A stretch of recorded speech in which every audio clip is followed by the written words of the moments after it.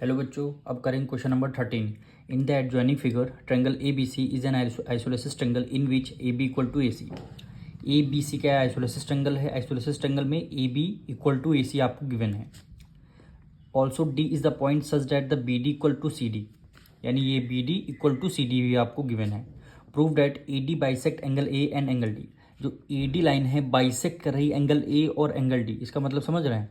यानी यहाँ पे इसको मान लेते हैं एंगल 1 और ये मान लेते हैं एंगल 2। यानी जब ए डी लाइन बाइसेक्ट करेगी एंगल ए तो इसको 2 पार्ट्स में इक्वल इक्वल डिवाइड करेंगे, यानी एंगल 1 इक्वल हो जाएगा एंगल 2 के। और जब इसको एंगल डी को बाइसेक्ट करेगी तो इसको मान लेते हैं एंगल 3 इक्वल हो जाएगा एंगल 4 के। तो बाइसेक्ट मतलब है उसको हाफ हाफ पार्ट में डिवाइड करेगी। अगर ये 60 डिग्री है तो ये भी 60 डिग्री होगा, अगर ये 70 डिग्री है तो ये भी 70 डिग्री होगा। अब इसको करेंगे कैसे? पहले ये देखिए, हमें गिवन क्या है? गिवन हमें है A B equal to A C हमें गिवन है, ठीक। फिर B D equal to D C given है, B D equal to C D given है। फिर हमें प्रूव क्या करना है? टू प्रूव करना है A D bisect angle A and angle D. ये बाइसेक्ट करने का मतलब है दोनों हाफ ऑफ पार्ट में डिवाइड करेगी। अब देखिए, डिवाइड करने का मतलब है, बाइसेक्ट करने का मतलब है, पहले हम ये वाला ट्रायंगल और ये वाला ट्रायंगल कॉन्ग्रुएंट प्रूव करेंगे। जब कॉन्ग्रुएंट प्रूव कर देंगे एंगल 1 इक्वल टू एंगल 2 हो जाएगा और एंगल 3 इक्वल टू एंगल 4 हो जाएगा बाय सीपीसीटी से, यानी corresponding parts of congruent triangle. तो हम ट्रायंगल कौन सा लेंगे? In triangle A B D, यानी A B D and triangle A C D, ठीक। ए बी डी में ए बी साइड और ए सी डी में ए सी साइड, दोनों क्या हैं? आपस में इक्वल हैं।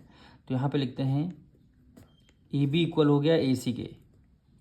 फिर देखिए, ए बी डी में बी डी साइड और ए सी डी में सी डी साइड ये इक्वल हैं, यानी B D equal to C D. ये दोनों साइड्स क्या हैं? आपको क्वेश्चन में ही गिवन है। ये देख लीजिए, क्वेश्चन में ही आपको गिवन है। ये देखिए, A B equal to A C और B D equal to C D. अब देखिए, इस दोनों ट्रायंगल में ए डी आपकी कॉमन साइड है। ए डी दोनों ट्रायंगल में आ रही है, तो यहाँ पे लिख देंगे ए डी इक्वल हो जाएगा ए डी के। ये साइड हो गई हमारी कॉमन। जब कॉमन साइड हो गई तो ट्रायंगल हमारा कॉन्ग्रुएंट प्रूफ हो गया, यानी A B D congruent to triangle A C D.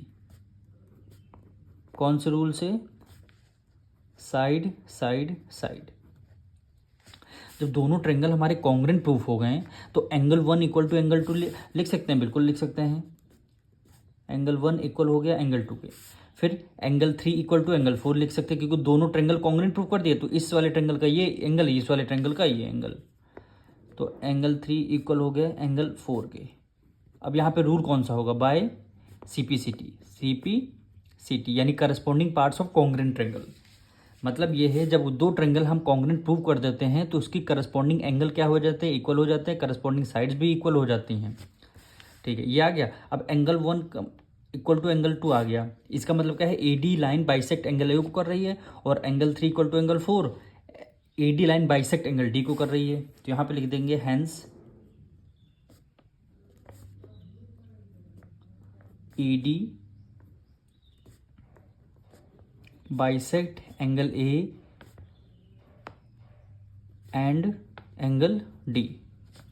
यही क्या हो जाएगा? आपका आंसर हो जाएगा।